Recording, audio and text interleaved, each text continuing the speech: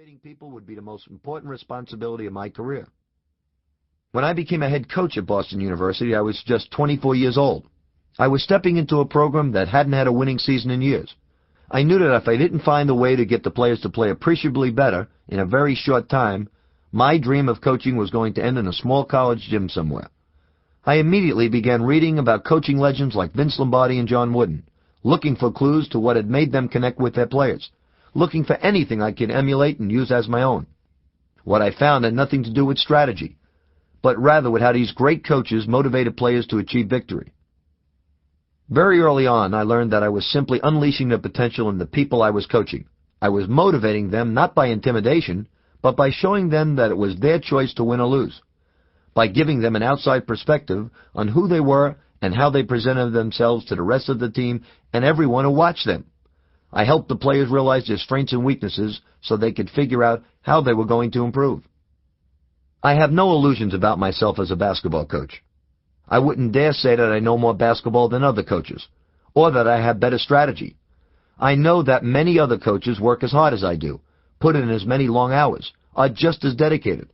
I learned long ago that coaches can be successful using many different philosophies, and that there is no surefire method to success. I have been successful as a coach because I've been able to get people to do things they didn't think they were capable of. An example.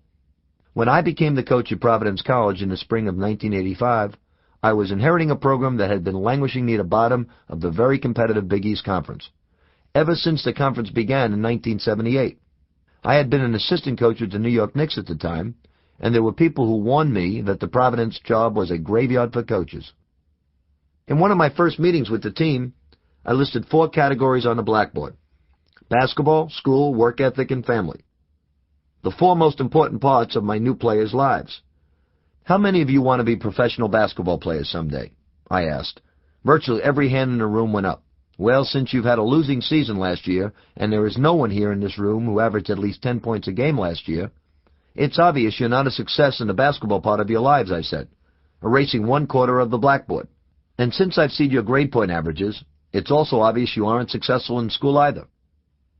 The room was silent as I erased another 1/4 of the blackboard. Then I turned to the trainer and asked him how many players had been in the gym every day since the season ended. I wanted to know how many had been working on their game. No one, Coach, the trainer said. So it's obvious you don't work hard either, I said, erasing another 1/4 of the blackboard. Then I started raising my voice. Let's see, I said. You aren't successful in basketball. You aren't successful in school. And you don't work hard. What's left? I paused for emphasis. Well, hopefully you're a close team, I finally said. Hopefully you care about one another. Oh, we do, Coach, said a player named Harold Starks. We're a close team. Okay, Harold, how many brothers does Steve Wright have? Harold slowly shook his head. What does Billy Donovan's father do for a living? Harold now looked like a deer stuck in headlights. So you really don't know anything about each other, do you? I asked. No one spoke. I made each player stand up and talk about himself and his family. Then something wonderful happened. What had been 12 individuals suddenly had become a cohesive unit, the makings of a team. 22 months later, that collection of individuals, now a team, would be in the Final Four, the greatest stage in all of college basketball. The message I tried to communicate had started the players on the road to becoming a cohesive, hard-working group of people whose change in attitude about themselves as individuals had made all the difference. Fiery speeches and locker room dramatics can be effective and certainly have their place, but their message is essentially short-lived. True motivation must go way beyond that. It must make people understand the process that is required to achieve success. The most important thing I learned was that the keys to performing well on or off the court were the same for all of us. Whether it's a college athlete playing at a level he never thought he could, or a salesperson striving to break records, or anyone taking more control of his life, the formula is the same. Hard work and togetherness help us soar to the next level. Success means different things to different people. For some, it's money. For some, it's power. For others, it's the respect of their peers, or it's self-satisfaction. For many, it's the desire to have better relationships with the people in their lives. Everyone wants to succeed, no question about that. We all want to be more productive and feel as if we are reaching our fullest potential. We all want to feel as though we're controlling our destiny, that we're not being controlled by it. Over the past several years, I've witnessed many rags to riches stories and been around so many athletes who have gone on to accomplish things that even they once thought were impossible. Yet I've also seen promising people get swept up by victory and fall back into laziness and complacency. I have seen people face tough times and give up, shielding themselves with excuses you will never hear from people who are true lifelong winners. It is the knowledge I've gained from watching both these groups that makes me feel that I'm now ready to share what I've learned. It has been proven to me over and over that success is truly a choice, and there is a formula for a lifetime of successful behavior. That can't be stressed enough. We want to reach our dreams, but we often lack the proper direction necessary to see those dreams come true. We seem to be forever floundering without knowing why. Our good intentions wasted, all but programmed for failure. We all want to be recognized for what we do. We all want to feel we have value. The problem is that many of us don't know how to get there. Most of us, of course, don't have a coach following us around to make sure we're on track. I hope this program will be your own personal coach or tool for success. I will show you how to create discipline in your life, establish a work ethic, create a sense of self-esteem in both yourself and others, learn how to fight through the inevitable adversity we all encounter in life, and be able to accomplish things you never dreamed possible. All of these goals are attainable, but they each require action and commitment. It's up to you. We need a plan of attack.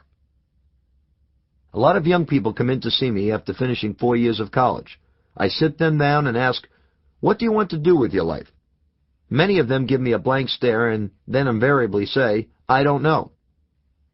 I don't know is the classic sign of the underachiever. They don't know because they haven't thought about it, or if they have thought about it, it's in fuzzy, unfocused terms. Or else they have dreams but no idea how to achieve them. The point is there's no plan, no vision of what's necessary to get from the starting point to the finish line, no discipline. Such people have not established a motive. You must establish the direction you are heading in, and there's only one way to do that, by planning. Discipline can be many things. It can be punishment. It can be hard work. To me, it's a code of conduct, an organized plan of attack. Discipline is our plan, our road to take us where we want to go.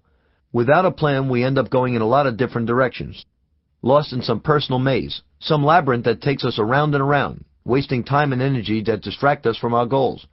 Without a plan, we keep covering old territory. There's more to it than simply making the effort. The effort must be one with a purpose, a sense of direction. That purpose is your motive. By creating this discipline and combining it with organization and methods to follow, you are leveraging this motive for positive results. You have no more doubts. Why? Because you have a strategy. Because you are dedicated to fulfilling it. Because you have paid the price to be successful. The 10 steps. Okay, you want to succeed. You're willing to do everything possible to realize your dreams. Where do you start? With the 10 steps. The steps in this program represent the plan of attack. They mark the various way stations on the road to being more successful. They constitute the process of achieving dramatically greater results, whether it's at your job or in the classroom, or whether you're trying to improve at a sport or a hobby or any activity you're involved in. It makes no difference. The techniques are the same. The 10 steps are based on the premise that any of us can achieve things we never thought possible, because most of us constantly undersell ourselves. We are conditioned to think we can't do things. We are conditioned to settle for less. We are conditioned to think that it's always going to be other people who grab life's brass ring. We are conditioned to fail. But we don't have to see our dreams recede in the distance. We can better our performance. We can reach our potential. We can change our lives. Attitude, action, persistence. These are the fundamentals we have to master in order to stretch beyond what we know. It is that self-challenge that keeps us reaching out for something better. That vision of ourselves running at peak performance all the time, constantly raising the level of our play. But we have to choose to commit to these fundamentals, or we will simply maintain the status quo. It's up to you. Step 1. Build self-esteem. Our self-esteem is the value we put on ourselves. It is the person we see when we look in the mirror. I learned a long time ago as a coach that you can expect great things from people who feel good about themselves. They can push themselves. They can set long-term goals. They have dreams that everyone expects to be fulfilled. People with high self-esteem are risk-takers, but more important, they are achievers. Conversely, people with low self-esteem are often unfocused and easily frustrated.